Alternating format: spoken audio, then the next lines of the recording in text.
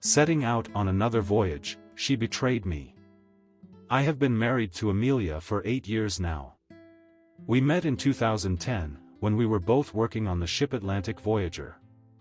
It was our first voyage together, and I immediately felt that there was a connection between us. We had a lot in common. We were both sailors, both accustomed to the loneliness of the ocean and tough decisions. But no one warned me that the very job that brought us together would eventually tear us apart. Over the years, I often thought I could handle anything, that life wouldn't break me. We weren't just a family, but partners on the same ship of life. However, in the past few months, something has gone wrong. That voyage when I returned home after 90 days at sea, the one that started in September 2023 and ended in December, changed everything. She wasn't the same as before. I noticed it in her eyes, in her voice, in how she avoided talking about simple things. And suddenly, I felt our relationship slipping through my fingers like sand. Each day, this suspicion only grew stronger, and my heart ached. She no longer asked me how my day went, no longer waited for my messages when I went to sea again. And every time I tried to talk to her, she just looked away and said she was tired. That's when I understood, it wasn't just physical exhaustion that broke her. Something else was draining the life out of us. And then there was Mark. I first saw him during one of our voyages in early 2024. A new crew member, just a few years younger than us, cheerful and sociable. But as soon as I noticed how he and Emilia spent time together, late-night conversations on deck, secretive glances during meals, I felt the ground beneath my feet begin to disappear. I started to break. I had always been told that a sailor's life is hard, but no one ever mentioned how it could break your heart. When you're at sea for 90 days, leaving thousands of miles behind, it seems like you're escaping from problems, but in reality, they stay with you. This suspicion was eating me up inside, while I spent sleepless nights on watch, staring at the horizon and asking myself, why did I let work destroy my life? This isn't just jealousy. It's the fear of losing the person you've built a future with, until there's nothing left but memories of what once was. And now I stand before a choice, to keep living in the illusion that everything can be fixed, or to admit that this is the beginning of the end. Reddit user comments, SailorMind 1985, brother, this feels like a punch to the gut. I'm a sailor too, and I know how hard it is to keep a relationship going when you're always leaving someone behind. Talk to her, figure it all out.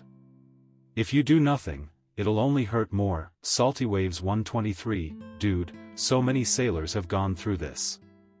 People just don't understand what it's like to live on the water, where every day you see the same thing, but back home, everything changes without you. Ocean-hearted gal, maybe you should try to have an open conversation with her. She might be going through a crisis just like you are. Don't rush to conclusions. Lonely Sail, it hurts to read this, but sometimes distance and lack of connection take their toll. If something is going on between them, it's not your fault. You deserve peace and certainty in your relationship. After that voyage in January 2024, when I returned home, everything got even worse. Emilia and I had been together for 8 years, but it was no longer the marriage I had dreamed of. I returned to our old house in Norfolk, Virginia, which we bought back in 2016, and felt that it was now empty. This place used to be a haven of peace for us, where we could rest after long voyages. But now it had become cold and distant, just like our conversation over dinner that evening. I remember how, on January 15th, we sat in the kitchen. Instead of the warm family conversations about how the voyage went, I heard only short, distant replies. She wouldn't look me in the eye. She sat in silence, and then left the room, leaving me alone with my thoughts. That evening, as I lay in bed, I felt for the first time that we were truly strangers. I couldn't even sleep. The next day, I went to work at the shore office. There was something strange about this familiar route I had taken every time after returning from a voyage. The road was the same, but everything felt different. I couldn't focus anymore. All I could think about was Mark and those conversations they had on the deck. I couldn't shake it.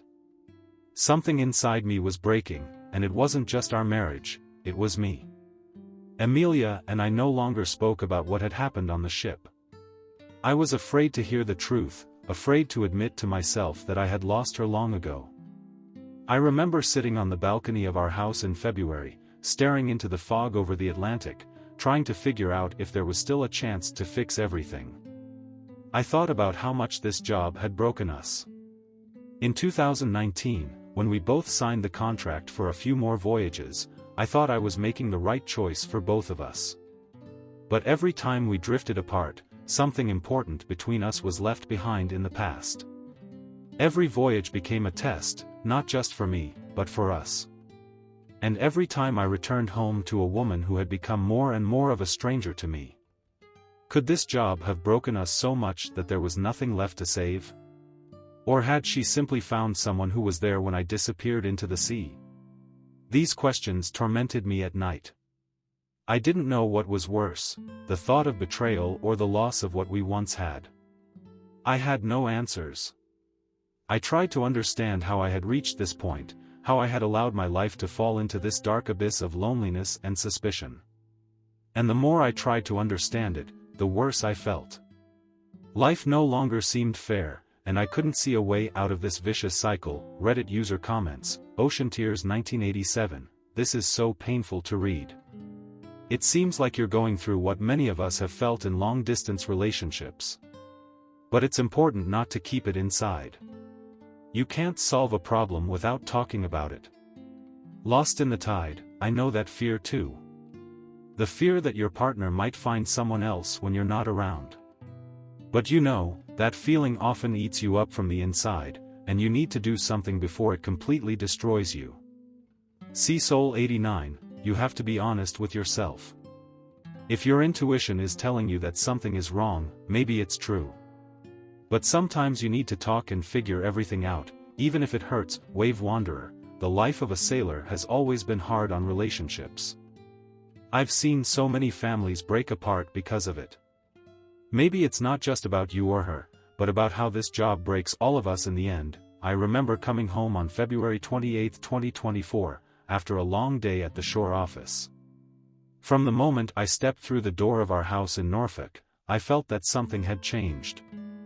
The silence that filled the rooms was not the same as before, it had become oppressive, as if every corner was hiding a truth I was afraid to discover.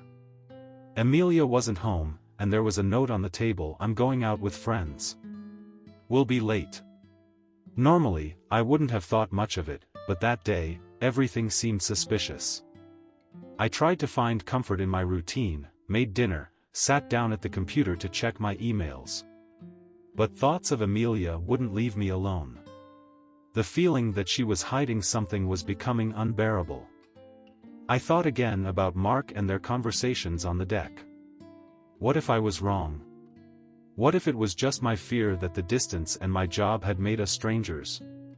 But then came the moment that changed everything. Call it coincidence or fate, I don't even know what to call it. I opened her laptop. No, I'm not a spy, and I've never been that way, but that evening something inside me pushed me to do it. I thought it was just my paranoia, but when I opened her messages, my suspicions were confirmed. She had been messaging Mark. It wasn't just a friendly conversation. There was something more, something intimate. Talks about plans when I wasn't home, promises to meet again after my next voyage. I closed the laptop and just sat there, staring into the void. How did this happen? How did I allow this to happen?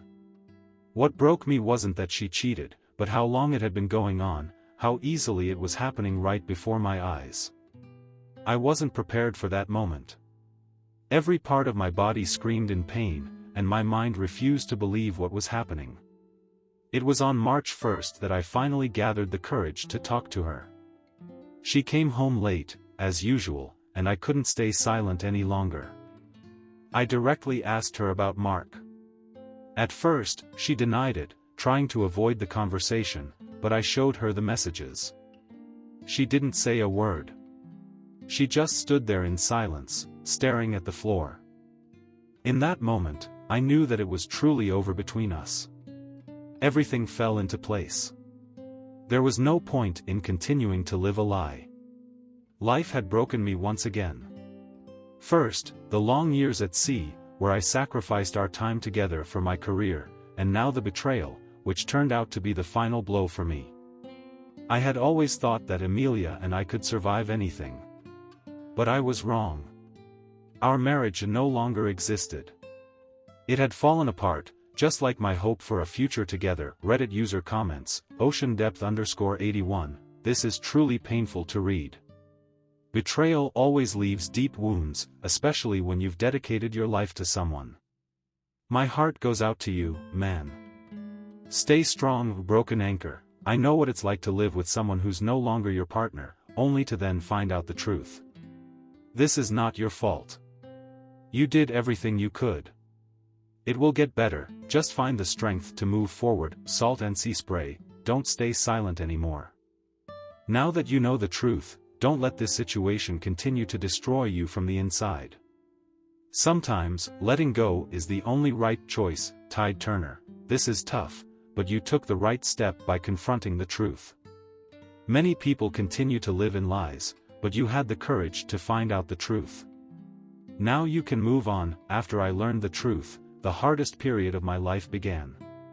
It was March 2024, and I found myself in a broken marriage that once seemed unshakable.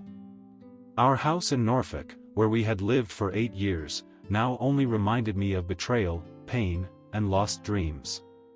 Every corner of that place was filled with memories that now felt like lies. I couldn't stay in that house anymore. One morning, around March 10th, I just packed a few things and left. I didn't say a word to Emilia. I decided that we both needed some space to figure out how to live moving forward. I went to stay for a few days with an old friend, someone I used to work with at sea. Jack lived in a small house by the bay, not far from Virginia Beach. We hadn't seen each other often lately because of work, but he had always remained someone I could trust. Those days were like a breath of fresh air for me. I finally managed to distance myself from the chaos I had left behind and think about what to do next. I understood that I couldn't live like this anymore. Conversations with Jack helped me better understand what I really wanted from life. He was someone who had also gone through betrayal years ago, and he knew how hard it was to cope with. You can't rebuild what's already been destroyed, he told me one evening as we sat on his porch, listening to the sound of the waves. His words gave me a new perspective on what was happening. I realized that maybe Emilia and I weren't meant to be together after all of this. And even if she wanted to fix things, I couldn't live with this wound anymore. But hope always lingered. I still couldn't just give up on all the years we had spent together. It was hard to accept that the person I had loved for so many years could so easily destroy the life we built together. However, I began to understand that it wasn't just her fault. I had made a lot of mistakes too. I had allowed the distance, my work, to become more important than our feelings. We had lost our connection long before Mark entered our lives. A few days later, I returned to Norfolk. It was March 20th when I found myself at the doorstep of our house again. Emilia was home. We sat at the table and, for the first time in a long while, had a real conversation. She apologized, tears streaming down her face, but I no longer felt the burning anger that had consumed me in the early days. We talked about what each of us had felt, how we had ended up here. It was a difficult conversation, but it opened my eyes to the fact that our marriage had not been real for a long time. In the end, we decided that the best thing for both of us would be to give each other freedom. It wasn't an easy decision, but it was probably the only right one. We agreed to separate peacefully, without bitterness or resentment. On March 25th, we officially filed for divorce. It was the end of our story, but I began to realize that this ending was also a new beginning. Life breaks you to give you a chance to rebuild yourself, differently, stronger. I don't know what the future holds.